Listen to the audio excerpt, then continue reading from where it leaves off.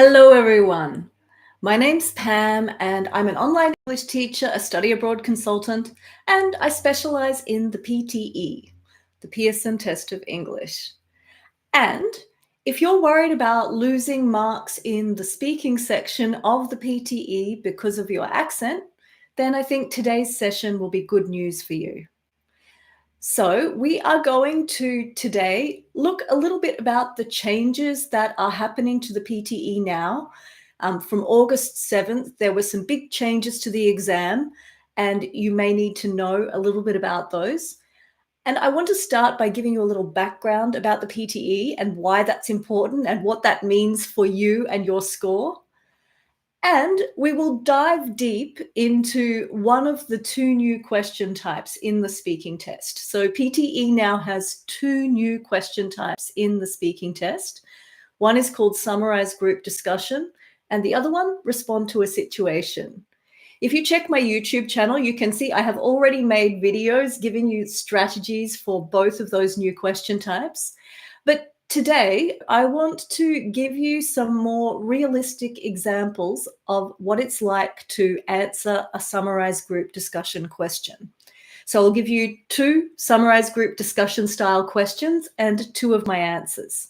And that will include a template, which I'll put in a Google Doc in the comments. All right, so let's start with PTE. What is it? It is the Pearson Test of English, and it's one of the biggest international tests of English in the world. You've probably, if you are here watching me now, you've probably at least heard of the IELTS exam, International English Language Testing System, IELTS. Now, IELTS is the biggest international English test in the world. IELTS is useful in almost every country for getting into universities or colleges, technical colleges too, so that you can prove your level of English can handle the work there. Okay, so that's where it started. And it's also useful for immigration. So if you want to immigrate to countries like Australia or the UK, even the US tends to use another test called TOEFL, but IELTS is often accepted. Canada. So for immigration anyway, you're looking for Australia, Canada, New Zealand, UK, IELTS is big. Now, PTE is an alternative to IELTS, and it's almost as big. It's getting there, it's growing. And you may need to decide which is better for you for university or for immigration. Should you do PTE? Should you do IELTS? Which one will give you the better score? The truth is they'll probably both give you quite a similar score, but the big difference is that PTE is mainly scored by AI, mainly scored by computing systems, whereas IELTS uses human examiners. Now, as of August 7th, there's some change to this. PTE is starting to use human examiners sometimes. Not for every question, not for every test, but sometimes they will use human examiners. Okay, so this means that you will have to change your strategy just a little bit with how you approach PTE. The main difference is that when you are speaking to a computer, the most important thing that PTE could recognize was your pronunciation. Okay, now they try all sorts of things in the test to make it so that they're, scoring your content and your fluency. But at the end of the day, pronunciation is super important for PTE compared to IELTS. A human examiner will let go some pronunciation errors and they'll focus much more on the content of what you're saying. So traditionally, if you're better at expressing ideas fluently, you should do IELTS. And if you're better at speaking clearly and enunciating, you're better at doing PTE. But the new changes have tipped the balance a little bit. So now, if you have a strong accent, but you're still good at fluently expressing ideas, it's a little better. Okay, it's still not as easy to get a good score in that as IELTS, but a little better than it was. Now I see Mohammed Muhib. Hello. You have joined my chat there and you're saying, ma'am, I'm weak in grammar. What should I do to improve my English grammar? Mohammed, good for you for trying, right? I think there's a lot of things you can do. It seems like your level is probably at least intermediate now. If you are already at an intermediate level, then you're best off correcting errors than starting from scratch. So doing things like taking a page of your writing and taking it to a teacher or ChatGPT if you can't afford a teacher, and asking them to analyze what are your main errors and finding out what are the errors that you make again and again. Because anyone who is intermediate or higher, you guys have all these errors that are stuck in your mind like fossils that you repeat and repeat. So you want to identify what they are, and then you want to analyze why you need to change them. And then you want to repeat and repeat and repeat until you can break the habit, because that's the most difficult thing at your level, is breaking habits. You've got years of using wrong grammar. You need to then put in the effort to change that habit. Okay. And hello, Set Jibon Mondal from Bangladesh. I'm glad that there's some people interacting. Guys, if you have questions about PTE, jump in. I'm happy to answer as we go, okay? But for now, I'll just keep on going with my blathering on about PTE and saying, okay, the changes that happened on August 7th, all right? 1, there'll be some human examiners sometimes checking things, okay? 2, there are 2 new speaking question types. Now, the aim of those 2 new speaking question types is to make PTE a better way of testing your real communication skills. Okay, so they are not similar to, PTE has repeat sentence and read aloud questions where you're essentially just being tested on how well you can pronounce things. The new question types are nothing like that. You have to give good content, and that is much more important than the way you are pronouncing. Okay? All right, Lone Survivor is saying, hello, Pam. I wrote IELTS last month and I got 7 band. Should I go for IELTS again or PTE? Well, hello, Lone Survivor. Firstly, I want to say collocations in English, you should say, I took the IELTS last month, okay? So generally we should say, take a test, take an exam. Right is correct, but it's very, very old-fashioned. Okay, so you took the IELTS last month and you're laughing. Good. I'm glad I didn't offend you. Okay, and you got band 7, and band 7 is good. Band 7 is a really good score. I'm wondering what score you need. Do you need to get an 8 or a 9? For most universities, 7 should be enough. You need band 8, really? Wow, they're getting tough these days, aren't they? Look, it depends on what your strengths and weaknesses are. If you are very well spoken and your pronunciation is good, you might get a better speaking score in the PTE. PTE, I think, is an easier test to prepare for. IELTS is a little bit more involved. So you're not a student, you're going for PR. PR. But I thought IELTS band 7 again should be enough to get you some decent points. Band 8 is what you need, hey? Well, maybe you want to consider IELTS general training. Depends which country you are going for. If you do IELTS general training, you can get a slightly easier writing test, but most of the test is the same as IELTS academic. So yeah, Australia. Okay, IELTS general training, maybe. Depends on your strengths and weaknesses. I tend to recommend most people should do PTE because it's a simpler test to understand. So you can prepare more easily for it than you can for IELTS. But yeah, if you have a very strong accent, maybe IELTS is better for your speaking score. That's probably the only real difference. Okay, so I have repeated that same point over and over again, guys. Let's move on to something else that is going to maybe help you, and say that the other big change that I want you all to be aware of with the PTE exam is that you should avoid using long, crazy templates. Okay, there are so many templates for essays, for summarized written text, for many different question types that you can find on the internet. And those templates are often not flexible enough to correctly apply to different questions. So if you use those templates, you will probably not get a good content score, and you will probably be flagged to these new human examiners that PTE is using to check. I mean, PTE really does not want you to use those templates because it doesn't show that you are thinking and actually producing language yourself, right?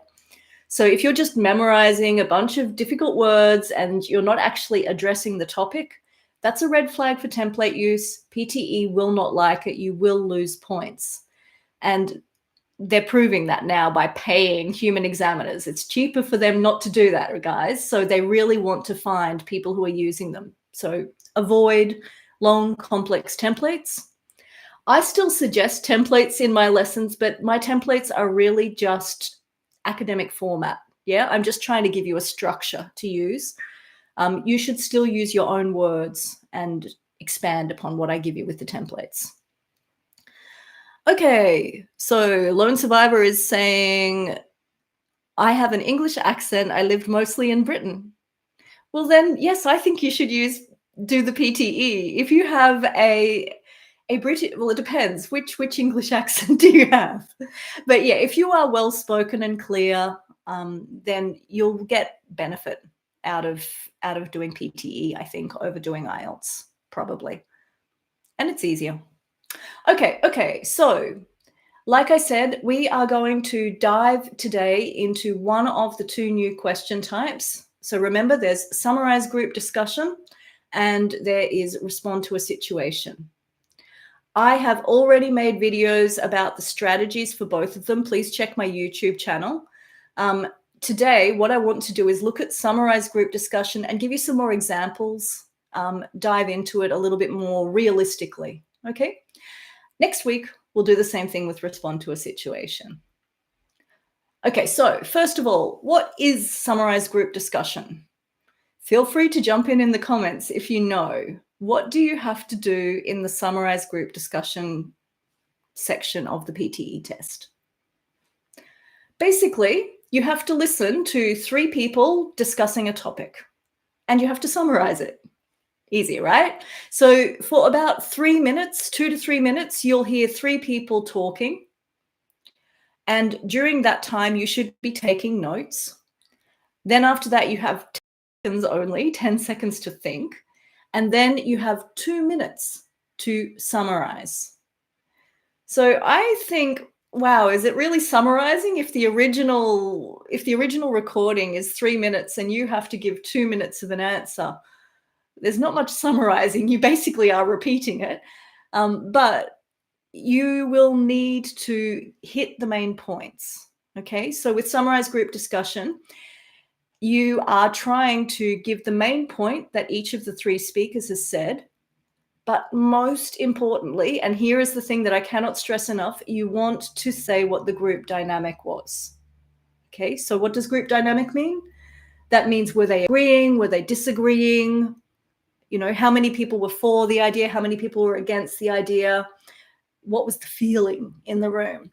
And that is the point of them having this. Instead of just retell lecture where you are repeating what one person said or summarize spoken text, yeah, they're checking that you can understand when there are 3 or more people in a room and that you can then recognize the flow of the conversation. So that's really important. Okay, before I move on, I'm going to check these comments again. Hello, Sagar Chabra. You've said, ma'am, in essay, we saw 3 and 4 categories like advantages and disadvantages, opinion, problem solving. My question is your flexible template still work on these? Okay, so Sagar, what you're basically asking is that there are many different kinds of essays, and you want to know if my essay template will work for all of them. And I will say confidently yes, because my essay template is so simple, It is not really going to give you a lot of words, but it's going to give you a skeleton, a basic structure that will work for any kind of essay. All right, so check my essay writing videos on YouTube, and I'm confident that you can use that for any PTE essay question at least. I've tried them on heaps. It always works. But yeah, you could get a range of scores with that essay template, though. If you rely on that template to get high scores, it won't work. It's just a basic structure that will get you the structure points, okay? You still need to add vocabulary, grammar, ideas. You still need to add all of that yourself. And there's no way around that. If you try and memorize a template that has all of that bedded in, then that's where you're going to have problems, because those templates will not work in every single situation. Okay. Blue Spotlight says, hey, Pam, I'm new here and I'm from Ghana. I want to give the PTE a try. How do I start, please? I mean, start with the listening, reading, speaking, and writing. What should I do? Oh, that's a reasonable question, Blue Spotlight. I am in the process of writing a PTE book. I hope my book will be published at the end of August. If any of you guys have requests for things you want in the book, now is the time, because I can still fit a few more things in. But one of the things I have in that book is a 4-week plan to prepare yourself for the PTE. And in that, I suggest going from the beginning of the test to the end of the test in terms of skills. Start with speaking. The test starts with speaking. I think you should start with speaking. Generally. One reason is that, well, I think that's just language, isn't it? We start with the communication, the speaking, and the listening. They've put listening at the end, I'm sure of it, because you're tired by the end of the test and listening is easier than the rest of it. And I think that's probably the same with when you're studying. You'll get exhausted. So you should probably do the harder stuff first. Speaking and writing, I tend to think generally is harder. I know that often for my students, getting a high reading score seems to be a harder thing, but learning what to do for the speaking and the writing, I think, is harder. And you need more time to get the practice at the pronunciation with the speaking. You certainly need more time to get the structure of essay and summarized written text for the writing. So start with those. Okay. And Lone Survivor says, yes, your templates are very simple and don't seem like templates at all.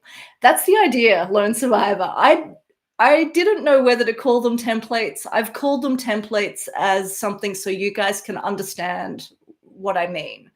But they're not really templates. They're just basic structures, okay? They're just academic structures for an essay or general ideas for how to handle a speaking question, whatever. So call them what you will. They're not dangerous, okay?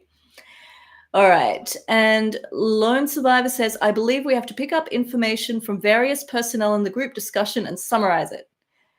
I wouldn't say personnel, they're not working there, but yes, Lone Survivor, you have to pick up information from the different people in a group and summarize it. Okay? So let us move on. Remember, summarize group discussion, you'll hear 3 people having a discussion. And when you hear the beep, you'll have 10 seconds to prepare and 2 minutes to give your answer. So what I'm going to do is I am going to be 3 different people, and I'm going to give you an example. As I do, I want you guys to try and take notes. Maybe take notes in the comments. It would be interesting to share your notes, right? Let's see what everyone gets, okay? So I will use a different voice for each of the different people I am pretending to be. Maybe speaker 1, I'll go up a bit high and go up with my voice. Speaker 2, I'll sound mature. And speaker 3, I'll try and sound deeper, more like maybe like a man. Okay, so you can recognize the different speakers in that way. All right, so let's go for it. This is going to be the first summarized group discussion question, and I will be speaker 1, 2, and 3. Everyone get ready, take notes, okay? Beep. Since the pandemic, I've been taking most of my courses online, and I have to say I really like it. It saves commuting time, I can work at my own pace, and I feel less stressed because I'm in my own space. Plus, recorded lectures mean I can go back and review if I miss something. That's true. But for me, online learning has been a bit isolating. I miss the energy of being in a classroom and having spontaneous discussions. Also, it's harder to focus when I'm at home. There are too many distractions. I think I learn better when I'm physically present. I agree with both of you. I enjoy the flexibility of online study, but I think in-person classes push me to participate more. When I'm on campus, I'm more engaged and I meet new people. It's not just about the content, it's also about networking and building relationships. That's a fair point, but think about students who live far from campus or have part-time jobs. Online learning can make education more accessible to them. Not everyone can afford the time or cost of daily travel.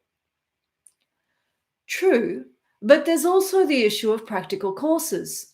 Things like lab work or performance-based classes just don't translate well online.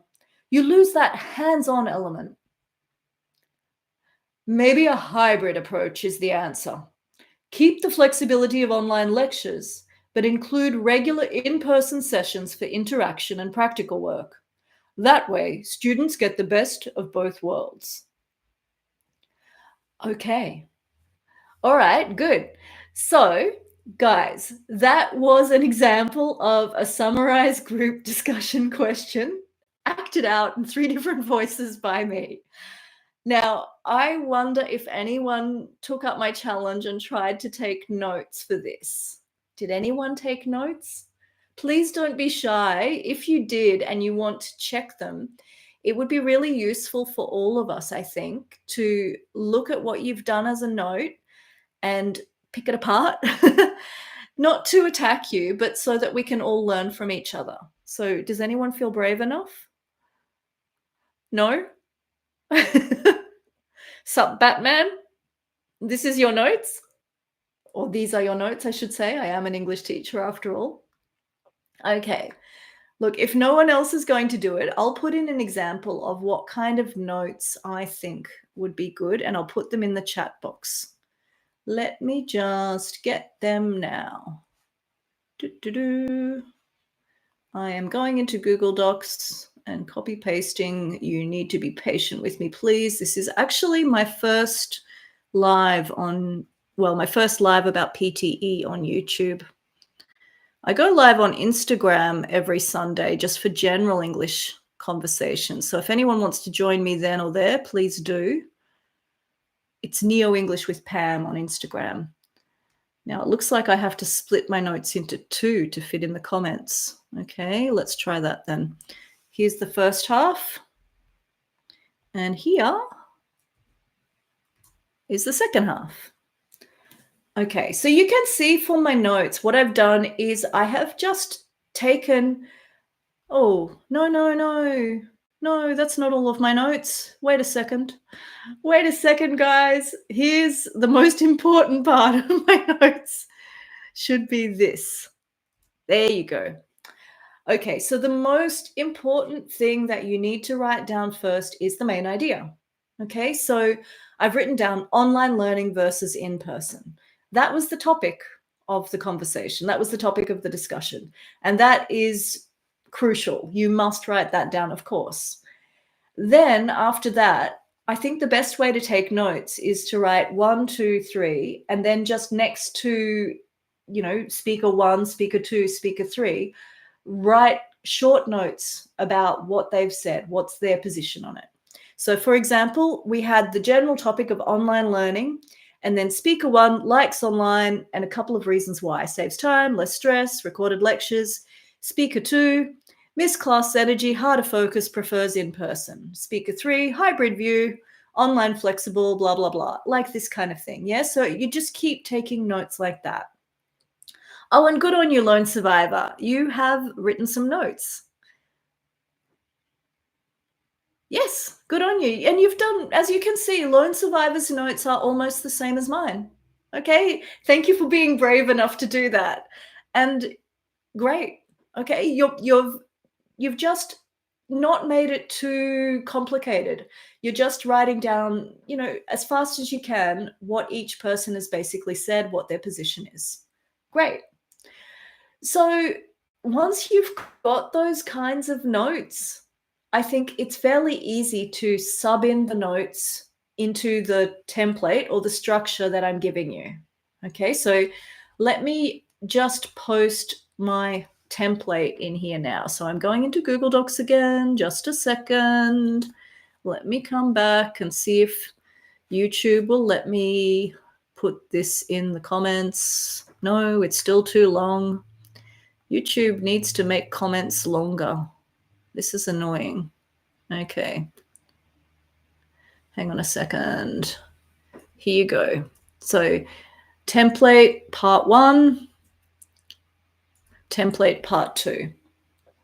Okay, so my basic idea with the template is that step 1, you give the topic. Step 2, you give the group dynamic.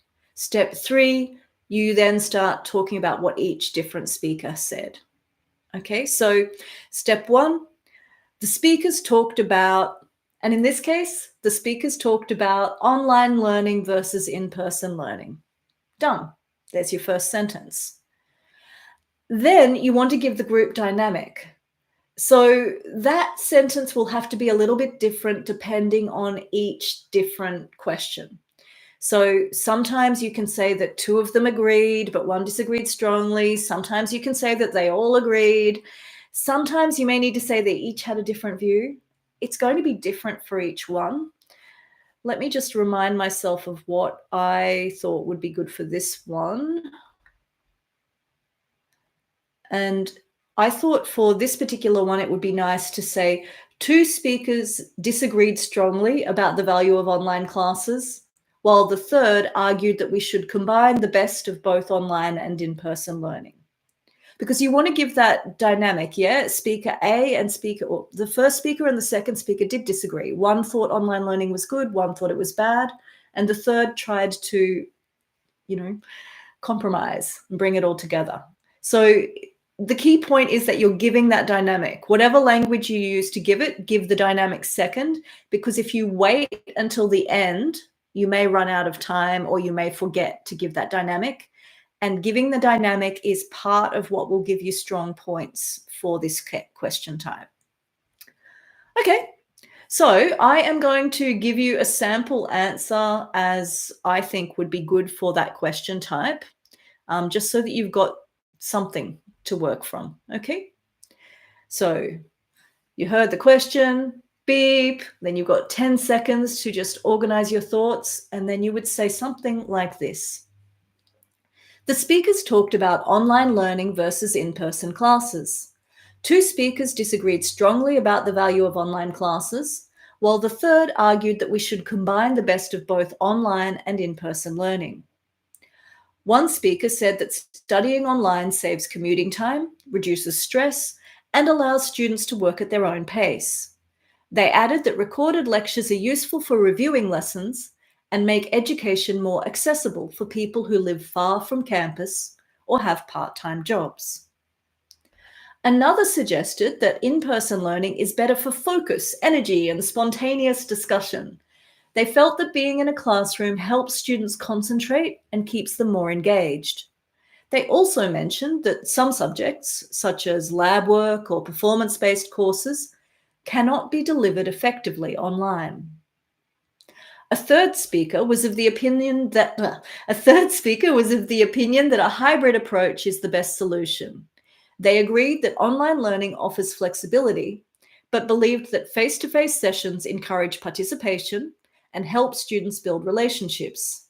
In their view, combining online lectures with regular in-person activities would give students the benefits of both methods. And that's it. Now, you can go back and time me, but I think that was probably about 1 minute, 30 seconds. If I had spoken a little slower, that would hit the full 2 minutes. And honestly, having done PTE myself, having taught it to many people who have taken the PTE, I think even though I stumbled once and even though I think it was not the full 2 minutes, I believe that would still be getting me a full PTE score. That would be getting me the 90. And that's just because I am answering the question fully. I've given the group dynamic the topic, and I have given every person's position clearly, and I spoke fluently. My pronunciation was good enough. My grammar was correct. I used a range of vocabulary. Okay, so this is the kind of thing that you need to do for summarized group discussion. Okay. Now, Lone Survivor is asking me, I think you understand me by now. Do you think that I'm on the right track of practice? Appreciate it if you'd give me some feedback. Well, I don't know if I do understand you yet, Lone Survivor, but yeah, I think your note-taking was good. So you're on the right track there. PTE is a pretty involved test. I would say for most of you that the question types that I think you really, really should be focusing on when you're preparing are the essay. Nobody prepares enough for the essay. Describe image, retell lecture, and weirdly enough, reorder paragraph.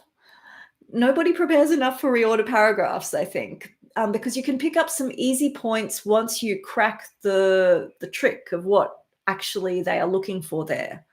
So watch my video on reorder paragraph. I was so excited when I found out how to do that one, because you expect those paragraphs to follow logical progression, and you're trying to look for a topic sentence followed by examples, and PTE doesn't always work that way. They're focused much more on making the pronouns link back and refer back to words in previous sentences. So anyway, watch my video on reorder paragraphs. I think that's going to help a lot.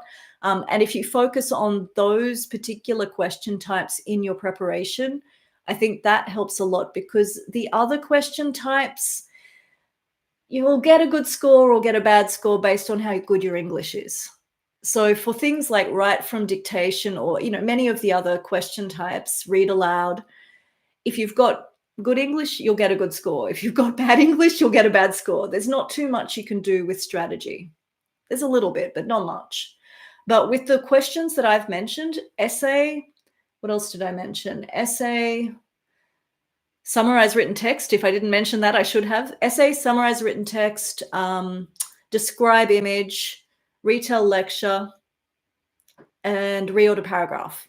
Those 5. Focus in on those. There you go. Okay, Marianne Julia, hello, says, just want to ask how many points SGD and RTS will contribute to speaking.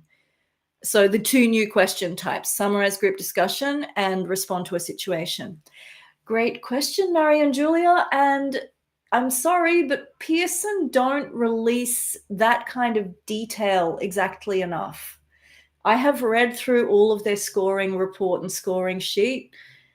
They don't want to make it so clear, because they don't want people to be able to game the system so much. But you can tell that they don't impact your score as much as, for example, describe image or retell lecture. Not as much. If your speaking score is very low, then yeah, it's good to get on top of these, because these are, I think, these 2 question types are a good way to pick up your speaking points. Like I said, especially if you've got a strong accent. So it's a good way to pick up speaking. But things like, describe image will also give you points in other sections of the test. Okay. Lone Survivor says, got to ask, will my marks be down if I speak slowly in the test? Short answer, yes. Long answer, it's complicated. How slow is too slow? If you are a slow speaker in real life, I recommend you speak at the faster pace, the faster end of your normal pace. But I know a lot of people who take PTE come from South Asia, come from India, Pakistan, Bangladesh, and those cultures, you guys tend to speak quite fast. They're fast-speaking cultures. So you probably should slow down to fit the, and PTE will say that it's not culturally biased, and I will argue that every test in the world is culturally biased. And I think PTE is very much biased towards that Anglo-Saxon mode of communication. So the same kind of speed at which I am speaking to you, vary your pace a little sometimes for emphasis, but this kind of pace, I think, is good for PTE. If you go too much faster, then you lose clarity. If you go too much slower, then you lose fluency. So you have to know yourself. And that's another thing that I would recommend, guys. If you want to improve your speaking score, use some of the AI tools that are out there now to check yourself. Excuse me. Go into Google Docs, use Google voice typing, and talk to it and see if it can recognize what you're saying. And that's good for checking if your pronunciation is clear. Okay, that will force you into being clearer in your speech. It won't help you with fluency. There's no great AI for fluency yet, but there is a fairly nice app called Yoodli. I'm going to put the name in the chat box here too. Yoodli, Yoodli. It's a great fun app. It's actually for business people who want to practice presentations. But you guys could use it for practicing for PTE, because what it does is allows you to give a speech, and then it will give you feedback on your speech, including things like counting how many times you say including giving you tips about grammar errors and pronunciation errors. So give it a try. It has a freemium brand. I think you can use it for free for a little before you have to start paying. I've never paid for it. I've managed to just find use out of the free version. So I think that can be helpful. Okay, guys, we are taking a bit longer to get through things than I thought we would, which is good because you're asking questions. But I think I'm going to quickly dive into our second example summarized group discussion question, okay? So again, I'm going to act out being 3 different people to give you a sample summarized group discussion question, and then I'll give you a sample answer. But I really want you guys to try taking notes as you are listening to me so that you can practice what kind of answer you would give. And then use the template, which I already put, scroll back in the comments, use the template to try and think, how would you put this all together to make an answer? All right, let me find my question first. Okay. Here we go.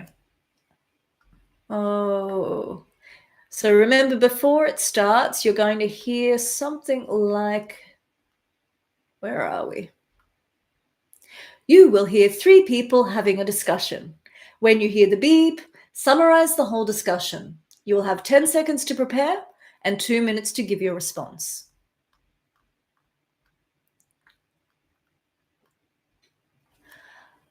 I've been trying to eat healthier, but the cost is such a challenge. Fresh produce, lean meats, and whole grains all seem more expensive than processed foods. It's frustrating because I want to take care of my health, but I also have to stick to my budget. I know exactly what you mean. I've found that planning meals ahead of time helps. If I decide what I'm cooking for the week, I can buy in bulk and avoid last-minute takeaways. It's not perfect, but it saves money and reduces waste. I think another problem is that people don't always know how to cook with inexpensive ingredients. For example, beans, lentils, and frozen vegetables can be really affordable. But if you're not used to cooking with them, you might not think of them as an option. That's true. And sometimes it's about time too. When you get home tired from work, it's easier to just grab something ready-made, even if it's less healthy. One trick I use is cooking in large batches and freezing portions. That way I always have something healthy ready to go. It's a bit of work on the weekend, but it pays off during the week. I guess the key is finding a balance. Maybe people need more education about affordable healthy meals.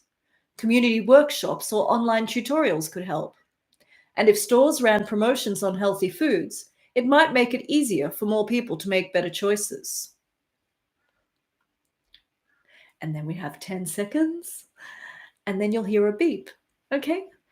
So I'm wondering, at this point, I'm going to ask, did anybody try and take notes? Let me have a look in the comments.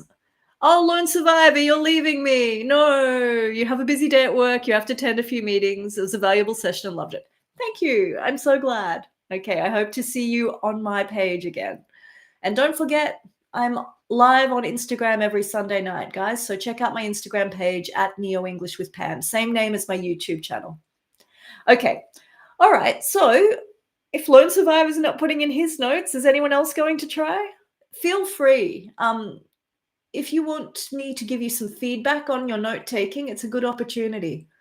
Okay. And I promise I will not embarrass anyone. I think it's just useful for all of us to learn from each other. But if none of you want to do it, that's okay, because I am going to put my notes in. So let me just copy paste, Control C, Control V, and of course, YouTube says that's too long, so it'll be in 2 separate comments. Here you go. Okay. So the most important note is that I wrote down healthy eating on a budget. That's the topic. So remember, it's always topic first. And then the second thing you need to do is what? The second thing you need to do is to express the group dynamic. Okay? So that's going to come from what you've got in these notes. So let's have a look. Speaker 1, healthy food expensive. Yep. Speaker 2, meal plan, bulk buy, save dollars. Speaker 3, skills gap, beans, frozen veg. And then I've put what they said again. Speaker 1, time issue. Speaker 2, batch cook. Speaker 3, education, like this. All right. So overall, what do you think the group dynamic is? Did they all agree? Did they all disagree? Did they have different things to say? How are you going to express that in your group dynamic sentence? Well, I'll tell you what I've done. Okay, so let me give you my answer to this question so that you've got an example. So I started out by saying the speakers talked about eating healthily on a budget. So there's my topic sentence. Done. That must go first. You must say the speakers talked about blah, or the speakers discussed blah, however you want to express it. Then my group dynamic sentence. They all agreed that it was difficult and each suggested different ways to deal with that. There you go. So you do have to think a little bit for that group dynamic sentence. You can't just always say 2 of them agreed, 1 disagreed, but you can do it. This is where it's really important to get it right. That's where you're going to get points. Okay, so then we move on down, and I'll give you my full answer, and you've got that as an example. And by the way, I will put a link to a Google Doc in the recording of this video so you can see the notes and the full answers in transcript. Okay, so please come back and check the recording, and I'll put it in the comment box then. All right, here we go. Here is the full answer to that summarized group discussion question. The speakers talked about eating healthily on a budget. They all agreed that it was difficult, and each suggested different ways to deal with that. One speaker said that healthy food, such as fresh produce, lean meats, and whole grains, is more expensive than processed food, which makes it difficult for people to maintain a balanced diet while saving money. They confessed that ready meals were also more convenient than healthy ones. Another suggested that planning meals in advance, buying in bulk, and cooking for the whole week can reduce costs and help people avoid last-minute takeaways. They explained that these habits save both money and time and also reduce food waste. A third speaker was of the opinion that part of the problem is a lack of knowledge about affordable, healthy ingredients, such as beans, lentils, and frozen vegetables. They felt that people could benefit from more education, such as community workshops or online tutorials, and added that store promotions on healthy foods could make it easier for people to make better choices. There you go. Okay. Now, guys, One thing I want to suggest before we finish up is that one of the easiest ways to prepare for the PTE and the most effective ways to prepare for the PTE is shadowing. So feel free to use this video and shadow the 2 answers that I gave as practice. Okay, now obviously you're going to get different questions in your PTE test, but if you have shadowed this, you start to internalize the structure, my template. You start to get it stuck in your mind so that you can repeat it and make it flow more easily. Okay? All right, so there you go, shadowing, yet another tip. And remember, I am going to put that link to the Google Doc with these questions and answers in the comments section of this recording. Also, remember, I have a PTE book coming out. If anyone is interested in buying my PTE book, please contact me or my team at info@neo-English, neo-English, I should say. I'm just typing it in the chat box. If you just message waitlist, you can go on the waitlist to get my book, which will come out at the end of August. Okay, info@neo-english.com. Also, I am live on Instagram every Sunday night, and I am still here on YouTube posting new things every week for PTE, and I post daily. I post shorts, just like short, quick, fun English lessons. Okay, so 30-second English lessons daily. That can be something else that boosts your score because your general English will improve. Okay, it was great to interact with some of you and great to see that some others are just there. And I will see you again next week with Respond to a Situation. Okay, I'll go live doing Respond to a Situation. Have a great day.